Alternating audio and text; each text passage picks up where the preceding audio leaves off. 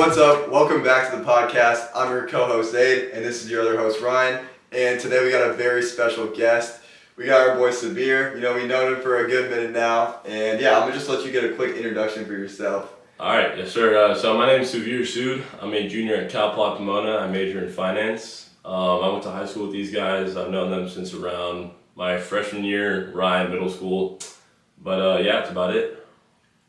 So we kind of asked everyone this, but I guess tell us first of all how you met us, what you remember us from, Okay. and then growing up, and then also what are kind of some of your goals, some of your personal goals looking into the future. For sure, yeah. So as I mentioned, I met Ryan before I met Zaid. I met Ryan just through some mutual friends, pretty similar to Aditya.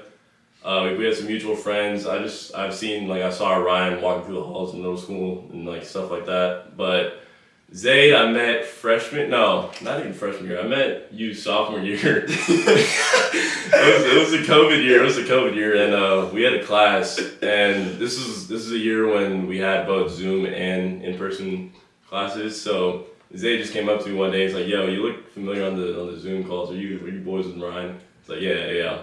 And then just through that, we would talk after Spanish and stuff. I saw this guy making TikToks under his desk, fiddling with his hair and stuff. It's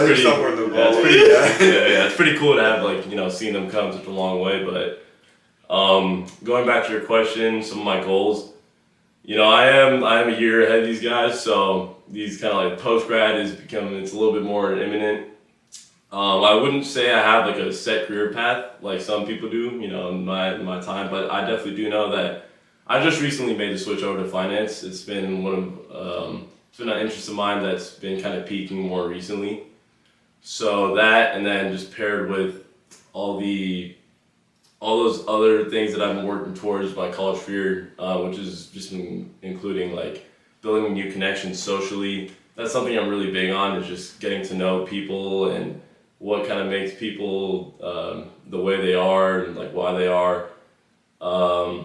I'd say those two things. It seems pretty broad, but I would say just going into my post-grad life and this different phase of my life, those are the two things I'm looking to kind of embrace the most. Yeah, you mentioned not really having a set career path. I think that's something that can kind of be looked down upon, but I feel like at this age, and if you've watched the previous episodes, it's discussions that we've had with some of the other guys, it's most beneficial to try and learn as much as you can in different fields. And to kind of frame that into a question, you mentioned your switch. You were in information systems before, now you're in finance. What kind of motivated you to make that switch, and how do you continue to try and diversify your experiences and kind of learn as much as possible going forward into your post-grad plans? Yeah, absolutely. So like you said, I was in information systems before, which was honestly it was just pure, I was just college apps, I was just a kid in high school trying to be I was just pretty scared at the moment. I just wanted really something to go, right for me in terms of college applications. I went to Northwood, the same high school as these guys, same high school as a lot of the guests in the pod, so I'm sure you guys know by now, but it's a pretty successful environment in terms of academics and all that. And to be honest, I wasn't really living up to that standard my whole high school life. So at that point, when I was applying for colleges and stuff, I really just wanted something that sounded like I knew what I was doing. So computer information systems at Cal Poly Pomona, that checked all the boxes for me. But after my first, year and a half, couple years, I pretty quickly realized I knew it wasn't for me. But at the same time, I didn't really know what to pivot to. I was still kind of just stuck in a box. But what really helped me with the switch, it was how I talked about before, social connections. It was one of my friends that I made pretty recently. I knew him in freshman year, but I wouldn't say we got close until sophomore year. And this guy, he's the one that got me into finance. He's been kind of self-teaching and learning finance, trading, and all that sort of stuff ever since quarantine. For me, when I was in quarantine, I was playing 2K and COD, I wasn't really, but this guy was just out here grinding options, learning everything he could.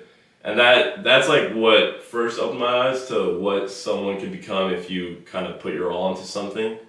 And this guy, obviously now he's one of my closest friends, but he's the one that really kind of kickstarted me into realizing, okay, even if I don't know what I do want to switch in, the more important thing is just being able to fully apply yourself to something. Yeah. And naturally, it just kind of worked out that like finance, that's what he did, and that's kind of something that I got to be around when I was, hanging out with him, and then just observing him and like what he does. I was like, okay, you know what, this is pretty sick. I want to do it too.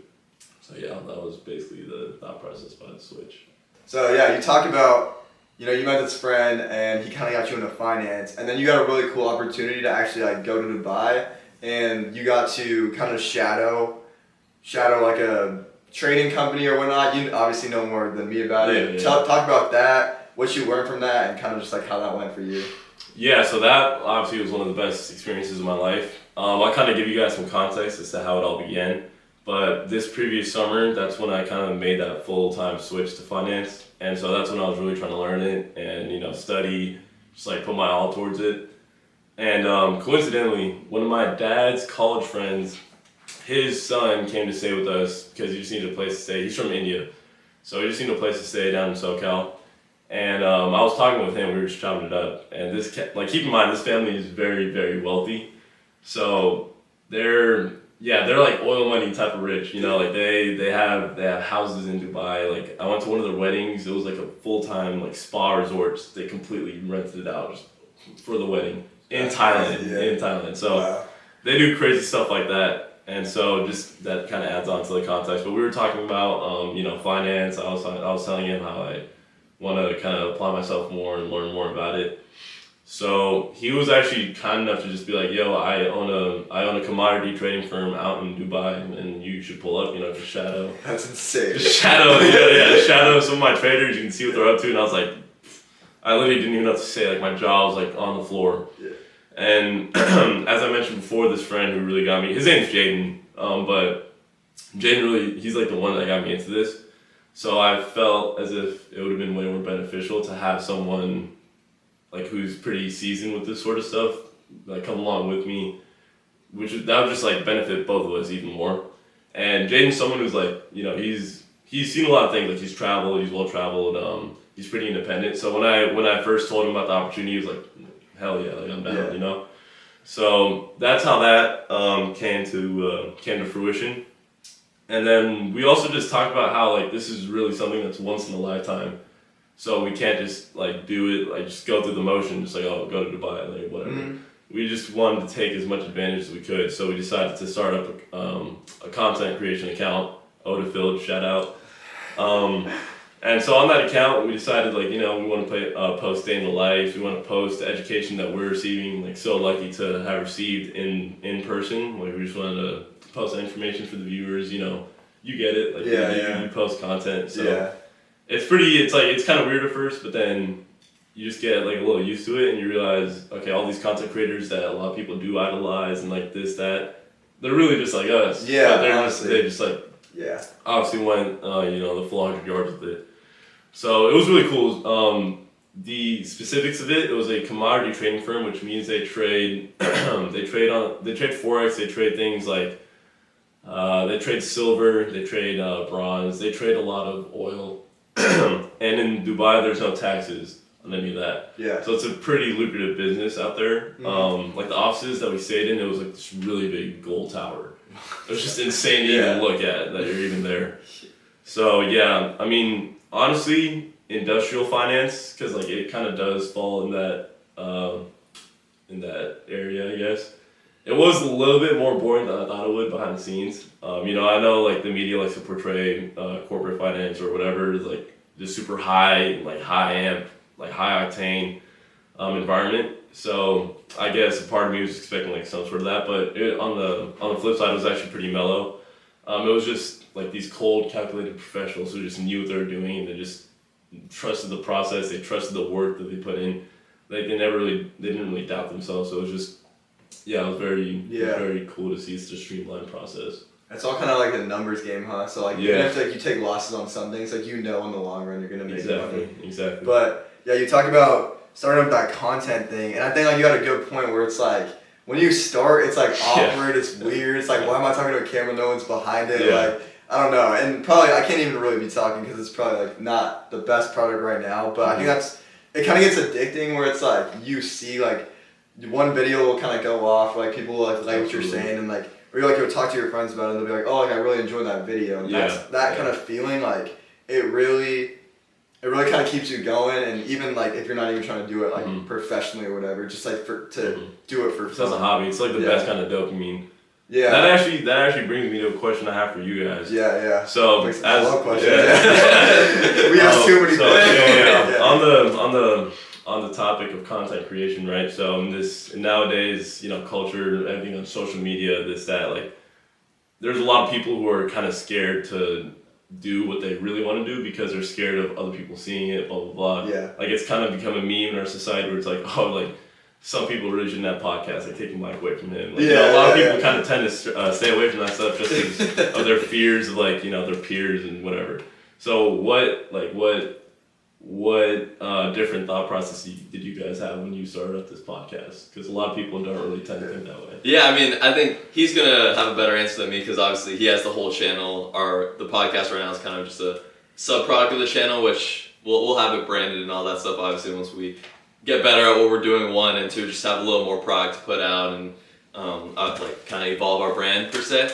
But honestly, I would say the biggest thing with this is starting on a small scale is so much less intimidating than, for example, I'm going to use sports as an example. Like, if you're a rookie in the NBA and your first meaningful minutes are in the conference championship, that's a lot more nerve-wracking than the 43rd game of the regular season in the middle of Sacramento. Yeah. And I feel like with me, I've always been someone who's a little more on the reserve side, and doing stuff like this is probably outside of my comfort zone. But with that, I've realized that there's a lot of positive experiences that you can take away and learn from just doing little things like this. Like, you were just talking about talking into a camera. That's exactly what you're doing in first-round higher view interviews. And it's awkward because, you have your monitor in front of you, you're talking, you really don't know how well you're performing, but you got to do it or else you're not going to have that opportunity to advance further in the job and eventually get that thing. So the way I kind of see it is it gives me an opportunity to build a lot of the skills that I wouldn't have been able to do if I'm just trying to do it by myself, because when the camera's rolling, I know it's going to be up there. Anyone can watch it. Yeah. So I'm going to try to do as well as I can. I'm going to work on the skills that I tell myself I'm going to work on. And obviously the product's nowhere close to perfect, but that's kind of my goal as we go along, is just get 1% better every day and be able to apply it to as many things as possible. Definitely. Yeah. No, honestly, for me, it's like crazy. I feel like I have so many different answers for like that question, and it's like I'm trying to like organize like my thoughts on like what I think about it. But like, I feel like I see definitely both sides of the thing, where it's like we live in an age now where if you hit the right audience or like posting them on social media, we probably all have like 1,000+ followers. Like, you can basically have like 1,000 people seeing what you're doing in like the span of a day, right? Oh, yeah. Where it's like that never really used to exist for anyone before. So it's obviously like that kind of thing. It's like, yeah, I really truly don't believe that like I feel like, people have things that they're good at, and it's like I encourage everyone to like make content about something, but it's like not about everything, because I wouldn't want like 1,000 people seeing like, I don't know, something about me that I'm like I don't feel confident in myself about. So that's kind of one side of it. But on the positive side, which I feel like I have a lot more for, I feel like first of all, almost even from like a business standpoint, when you like go around anywhere, all you really see is people on their phones, right? So that means kind of like all the attention is on people's phones. So that means there's like almost like an infinite amount of like attention to go around. And at that point, it's kind of just up to you to kind of capture that attention. And you do that by obviously stuff like making videos, even if you start out slow, or like producing some type of content. So there's that, and kind of on a more mental and almost like spiritual level in a way, which I know sounds weird, but it's like I feel like humans like are meant to like create stuff. And it's like, that's why I feel like that's why people get so invested in their jobs, for like engineers or like builders or something, like making something. You know what I'm saying? Like, that's why people get so invested in that. So it's like, and that's almost why it's so addicting, because I feel like I love being creative and just like allowing myself to kind of do whatever I want. Like today, we went to the gym, we made a leg day video. Like that was like just like pure fun. I feel like, keep watching that. So yeah, I see it in a lot of different ways, but I feel like at the end of the day, to kind of answer the overarching question, well, yeah, you should be kind of like careful in a way about what you're putting out there. You shouldn't worry about what other people have to say, because at the end of the day, it doesn't matter. Like, you can just, it just doesn't matter. And just to kind of add on to that real quick, my goal eventually is I hope someone that watches one of these podcasts, obviously like outside of our inner circle, because they're always going to support, but someone I really hope that someone out there who's seeing one of these videos is able to take something away from it and be able to positively contribute it to their life. Because I feel like a lot of the stuff we do is similar or like kind of shared experience for a lot of people our age, maybe played basketball in high school and went full-time school, or studying similar things, or at SCSU for you. And I feel like I would feel really good about myself to know that us wanting to take a risk and do something that might be kind of looked down upon in society or judged by a lot of people can end up helping at least some people. Yeah, for sure. Alright, so back to you. That was a long dialogue, but back to you. So you go to Cal Poly Pomona. I guess my overarching question would be like, how has that experience been for you? I know you lived there your first year and then started commuting there. And how has that been kind of on a more social level, not as much as academics? We could talk about that too. Yeah. Yeah, you should answer that. Yeah. So Cal Poly Pomona, it's for those of you guys that don't know, it's a relatively small school. It's a commuter school. So I heard, like, going into it, I heard like a lot of kind of, I guess, quote unquote scary things. Like, you wouldn't really want to hear about the college you're going to, like, barely any social life, barely anything to do, like on the weekends instead, blah blah blah. So obviously, like, if you're hearing that going into your first year, you're like, oh damn, what did I just sign myself up for? But I quickly realized this kind of applies to everything, not just, college or whatever school you go to. But there was, like, Cal Poly Pomona actually had a lot to offer. It's just a matter of how much you, not apply for it, but how much you seek to gain out of it. Yeah. So obviously, like, for the average student at a commuter school, like any commuter school, they're just going to go to class, go home, call it a day. But if you really do want to, kind of make something out of it, and kind of break out of that box that a lot of people put themselves in just because they're going to a commuter school, you can. There's a lot of opportunities to do that. The way that I chose to do that was by, joining a fraternity. Other people could do that by joining clubs, applying themselves to their coursework and, like, getting involved through there. I've seen a lot of engineers do that. So yeah, there's always different avenues for people to explore, and that's kind of what Ryan likes to talk about a lot too, is that even if these avenues aren't comfortable for you, you should still definitely just do it, because who knows the long-term benefits. Yeah. Like, for example, for me, Jaden, who we talked about before, like, I met him through that frat. I met a lot of my closest friends through this fraternity. I think that's, like, we were talking about this before last night, I think, but the people that I met at this school are really what kind of, like, have kept me there. And it's helped me realize that I'm actually kind of I'm like more of a people person, if that makes sense. You know what I mean? Like, I really enjoy getting to meet new people, like connecting with people. I enjoy seeing similarities between people and myself.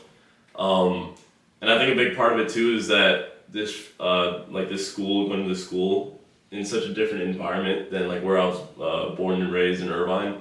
It really showed me the different paths that people take to get to similar destinations, or, like, even wherever you are. Just showed me that everyone, like, the walk that everyone takes in their shoes is completely different than whatever you did. For sure. And that can be a really good thing as well.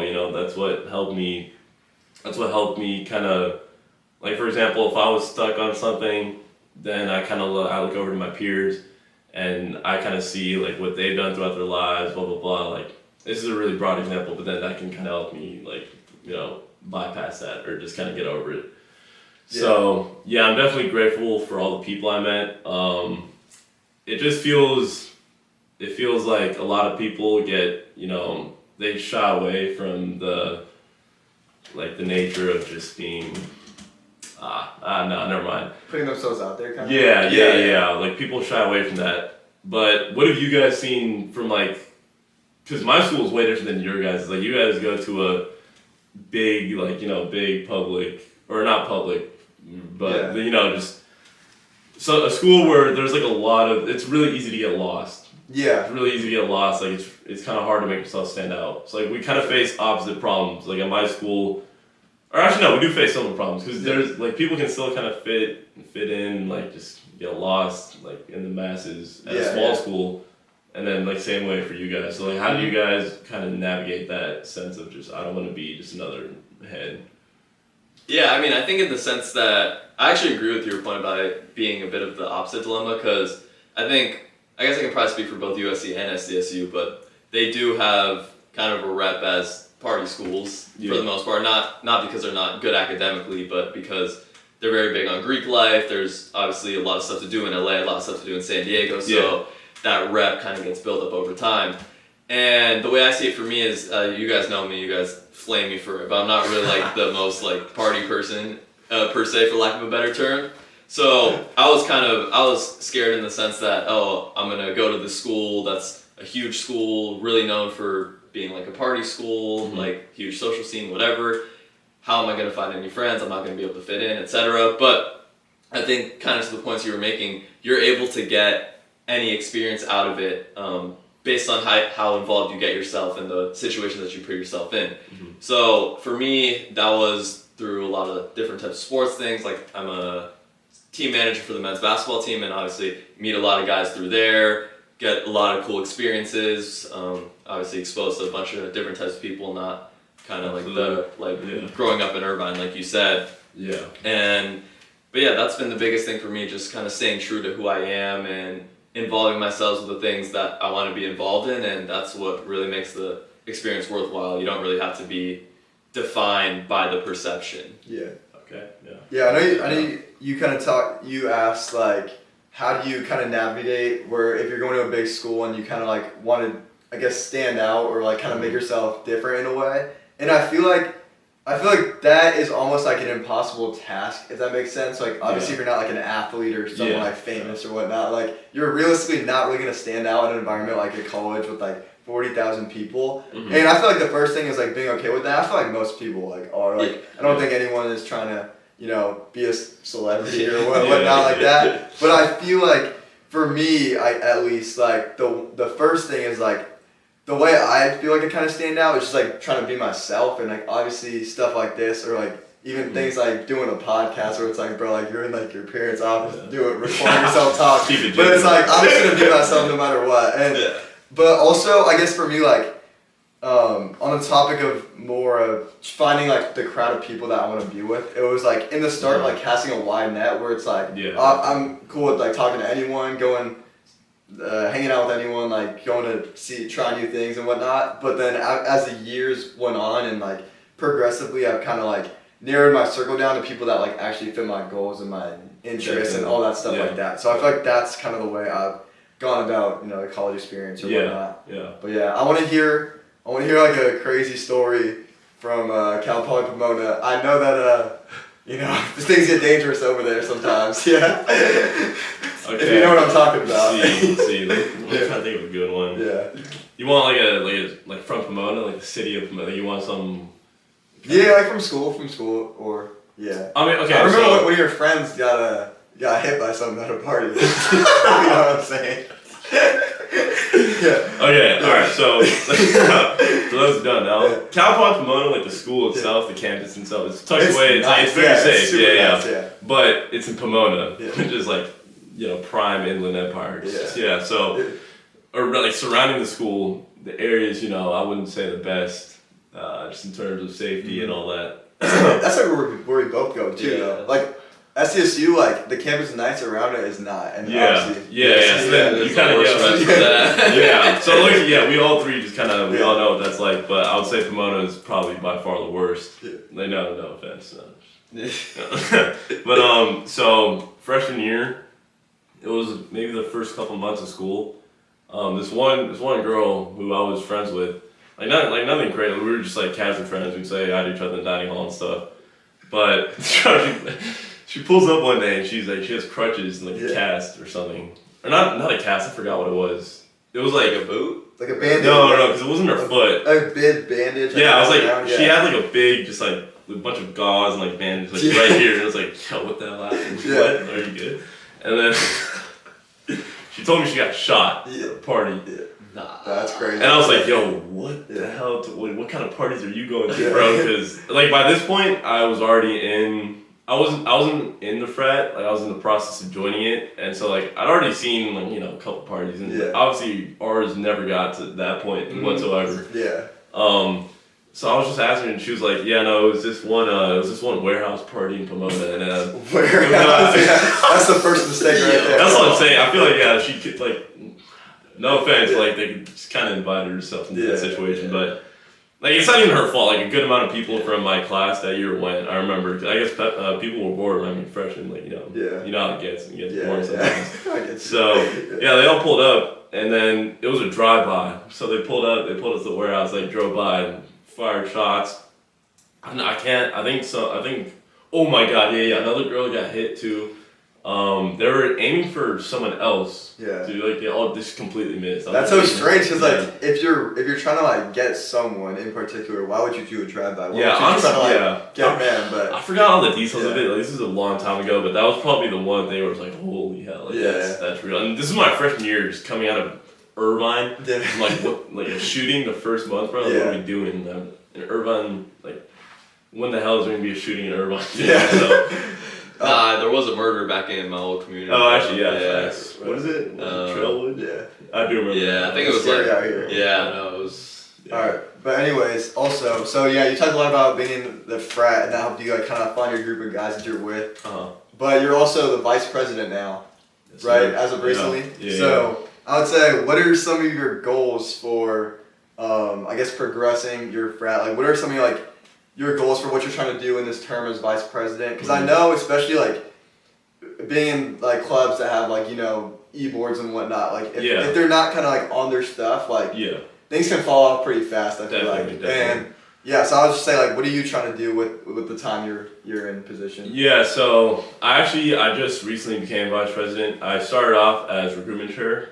So for those of you guys that don't really know, like my responsibilities including bringing in like onboarding new members, just trying to recruit guys that I think would fit in our environment. Guys, especially guys that would make us better, like not just fit in, like make us better. So that was like my primary goal. Learned there was a lot of trials and tribulations, as that position. I learned a lot from that, and then I felt like I had more to give to a place that had given me a lot throughout my college experience. So I decided to run it back for another term. And thankfully, my peers were considerate enough to vote me in for vice president. But I definitely say that my biggest goals are to kind of change the culture of our fraternity. Yeah. So like it sounds pretty corny to like it's a little weird to hear it from like an outside perspective, but frats are actually very similar to businesses. Yeah. They actually are businesses. Like a frat obviously can't run without money. So there's like a lot of behind the scenes stuff that you don't even realize when you're going into it. For it's like, sure, yeah. And then now that I am like kind of in the thick of it, I'm like, okay, there's like a lot of things that you actually can do to make this place better, blah, blah, blah. So I'd say my biggest goal was to definitely change the culture of it, because we kind of went through, like we're at Cal Poly Pomona, like we're the party, like we're the ones literally just known for like that we throw big parties, blah, blah, blah. Yeah. And which is sick. Like I'm a big fan of that. Yeah. But I also noticed, me and then like a lot of other people, especially people that I'm close with, we kind of noticed that that was kind of negatively affecting the culture of our frat, and also just the culture of the guys in it. Mm-hmm. We noticed like a lot of bad habits being built, blah blah blah. Yeah. And that tends to happen. It's a bunch of college guys in a group together and just partying. So it's pretty easy to for things to get out of control or whatever. And so I think my biggest goal this term, and a lot of my peers' biggest goal, is to just kind of bring that business outlook back, keep things way more professional. We've integrated a lot more academic networking, all that sort of stuff. Because even though we're a social frat, like no one wants to be in a frat surrounded with a bunch of airheads. You know what I mean? Yeah. You don't want to be in a frat where there's this one expression, I forgot specifically what it is, but it's like you never want to be the smartest one in the room, especially if it's like if you're the smartest one in the room, you're in the wrong room. Exactly. There you go. So I don't want to feel that way, because I know there's so many people out there where it's like there's a lot to learn from them. So we just wanted to change that culture, and I guess we're kind of going through that process right now. That's good. Yeah, and I mean that's cool. I'm not in a frat, but I think the stigma behind it is a lot of people think that like the leadership positions don't really care about any of that stuff. Yeah. And it's cool to hear how you guys kind of navigate that and setting in all those different goals, and I'm sure you'll be very successful with what you do. And appreciate it. yeah, I'm excited to see the Yes, sir. future of Phi Kappa Tau. Yeah. But yeah, kind of transitioning a little bit away from college related stuff. Mm-hmm. So you won the cooking competition. If you haven't checked out that video, make sure to check it out. We have our thoughts and opinions on how it went, but that's for another time. And also your mom has her own food delivery business, Indian food, probably the best I've ever had in my life. So shout out Dimple Sood. Yep. But anyway, with that, what is your favorite Indian dish? And also, do you see yourself taking on cooking as an additional like side hobby or something that you can possibly do with like food delivery or anything in the future? Yeah, so that was a great question. I appreciate the love towards my family. Yeah, so my mom, yeah, she does have her own business. She does amazing with it, like, cause she's just loved cooking her whole life, and it's actually something that she has a lot of fun doing. It doesn't even feel like work to her. But going back to your question of you asking if I do that as a side hobby, no. I do it as a hobby, obviously, but like a side hustle, no. Cause I've literally seen her how much work she puts in behind the scenes. Like, it might seem really easy on paper, like, oh, she just cooks food and sells it, but there's just a lot more to it. There's a lot of kind of late nights, early mornings. She has to prep big orders, blah blah blah, and which is great for her because she loves doing it, like I mentioned before. And I like to cook a lot too, but I don't think I'll be able to apply myself, nearly as much as someone like her would. So I wouldn't start a side hustle off of it, but it is definitely something that I do want to continue to be good at the rest of my life, because that's just like a high leverage skill. You know what I mean? That's, if you cook, then you can do a lot of different things with that. Yeah. And then my favorite Indian dish, I would say, well, this is a pretty standard answer, but butter chicken. My mom makes some of the best butter chicken I've ever had.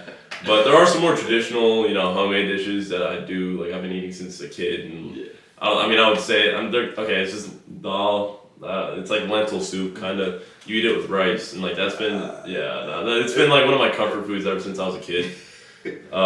So yeah, those two I would say really stick out to me. Yeah. Shoot, what was I gonna say? No, I was talking. Oh yeah, you talked about cooking being a high leverage skill, and I completely agree, because I feel like if you're a good cook, first of all, people just like you just because like they want your food. That's almost all it is. But then I kind of noticed that as I got better at cooking over like this last year, like you can like literally like make something and have your friends over, and then it's like a cheap way to just like hang out with people and like I feel like when you like cook for someone, like it's almost like the best gift you can give someone. Yeah, like, honestly. Yeah. But you said recently, you told me that you're starting like a bulk, and that you're trying to obviously get bigger a little bit. Yeah. So I guess for the audience that might be watching, what are some of your biggest tips for bulking now? And I guess since you're just starting, like, and you've probably done it in the past, like, what are some like easy like pitfalls that you maybe fallen into that like made it harder for you to start bulking? But yeah. So I've been skinny my whole life. So I've definitely tried to bulk up before, blah blah. Obviously, it hasn't really panned out as much as I would like it to. But yeah, I would say the biggest thing about like anything dietary related, there's just a lot of really easy cop outs. So it's just important that you have the discipline to like say no, stay away from that, whatever the cop out is. If you're trying to lose weight, stay away from that one snack. If you're trying to gain weight, then just be really mindful of what you're actually eating. Something your dad said, like when I told him, I was bulking, blah blah. He said, you just have to be super intentional with what you eat. And I realized I hadn't really been doing that my whole life. Like, I would just eat to eat. I would just eat whatever was in front of me, blah blah blah. So. Yeah, my dad's a D1 hater too, though. So. Yeah, I know. I just. But just being intentional with what you eat.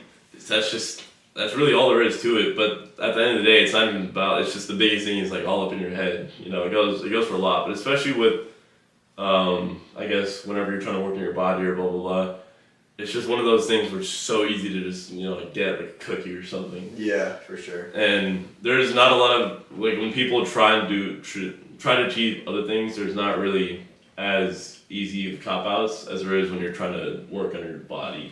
So it is pretty easy to fall in those traps. I would say also just don't go through the motions.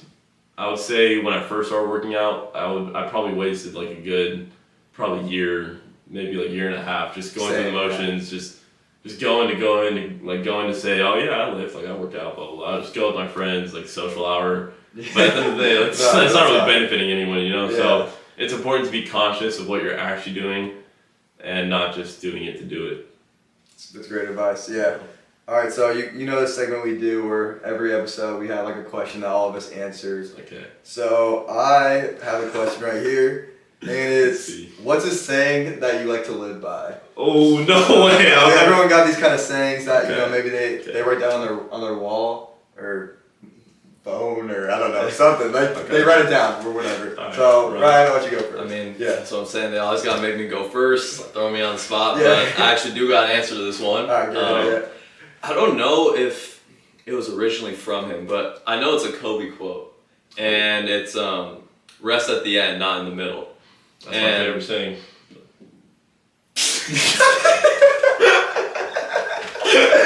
You were waiting to do that. I don't know what he said. But yeah, as I was saying, I just feel like I can apply to so many different aspects of my life. Like we were just talking about working out. There's going to be a lot of times where I want to cut my workout short because I'm low on time, or I'm feeling tired, don't have the energy, or I'm trying to grind out an assignment or study and I want to, you know, take a long break because my brain is fried because I've been sitting at a desk for 5 hours straight. But I feel like having that mindset that getting through that current task is the hardest part, but if you put it off before you get done with it, then it's going to make it even harder. Yeah. And yeah, I mean, I feel like a lot of times when I find myself in those situations, that it's really helpful to just remind myself that, and then gets me back on track, and I can end up where I want to end up. Definitely. Yeah, that was actually really, like, all jokes aside, that was a pretty good saying. For me, I think it would be fall in love with the process, not with the results. And this is something that I haven't really lived my whole life by. It's actually something that I kind of discovered recently. Because, you know, life nowadays with so much, you know, instant dopamine, instant gratification, whatever, blah, blah, blah. Like, people tend to really fall in love with the results of whatever they're doing, even if they didn't obtain those results by being true to themselves or actually putting the work in or whatever. So, like, you know, as a result, you tend to see a lot of shortcuts, a lot of this, that. But, and then funny enough, it was LeBron who, kind of said, I think he said on one of his podcasts with JJ Redick, but he was saying that if you fall in love with the process, like, you can realistically do whatever you want to do, because anything in this world that you would want to do, it's all possible. It's just a matter of, like, are you committed enough to the grind to get you there? Yeah. You know, like, if you want to be an astronaut, obviously it sounds like right now, if I'm just a normal person, I would be an astronaut. It seems so daunting, like, oh my God, and what that, like, how do I even start? Or how do I not sound like a tool when I tell people I want to be an astronaut? So, like, it's super easy to just kind of fall into that trap. But if you really just fall in love with the process of becoming an astronaut, like, I guess, I don't know how you become an astronaut, but, like, let's say there's a test, like, just studying for that test every single day and building yourself up, and then just going through that and going through the process, and then actually really enjoying it, and then just enjoying seeing, you know, the progress you made, the work you put in, and then just seeing how much that really does benefit you. You know, there's times where you could put in all that work and the result doesn't even come the way you wanted. So that's like, you just have to, if you're in love with the process, then that won't really affect you. And you'll just keep on moving because you're still, you know, you're still addicted to the grind. Yeah. Yeah, and I mean, just a quick little bonus point. That unironically is another one of my favorite sayings. And the one that kind of encapsulates it is chop wood, carry water. I'm sure you've probably heard it. And if you haven't read the book, I definitely recommend reading the book, because it's not that long, and it's told through the story of, like, the Japanese samurai going through that whole process and kind of how that saying came to fruition. And now, like, whenever I hear that, I associate it with pretty much everything you just said. So it's very powerful. Yeah. No, I feel like what you said about, like, instant gratification, like, nowadays, so many people just want that, like, quick fix, like that Ozempic, that pill or whatever. You know what I'm saying? Like, I feel like there's been so much lost over it's, like, actually putting in the work and stuff like that. My favorite. Alright, guys. bad news, our camera died, but we got it back up. So let's just wrap this up real quick. All right, I'll just give I have 2 favorite sayings. I'll just be brief with them. The first one's how you do anything is how you do everything. I feel like it's just so applicable. Like I feel like you can just see it in someone when they have that like drive under them, and then you can also kind of see when they don't. And I feel like that's a completely changeable thing, but like almost how like you approach any specific thing is how you approach like your whole life in general. And then the next one, it's my lock screen on my phone, so I gotta show y'all. But it's difficult roads lead to beautiful destinations. It's pretty straightforward of what it means. But anyways, we hope you guys had a great time. It's a little very long episode, and we just recorded 2 back-to-backs, but I hope you guys enjoyed. Stay tuned for more. Be sure to leave a like, a comment, and subscribe. And yeah, I'll see you guys in the next one.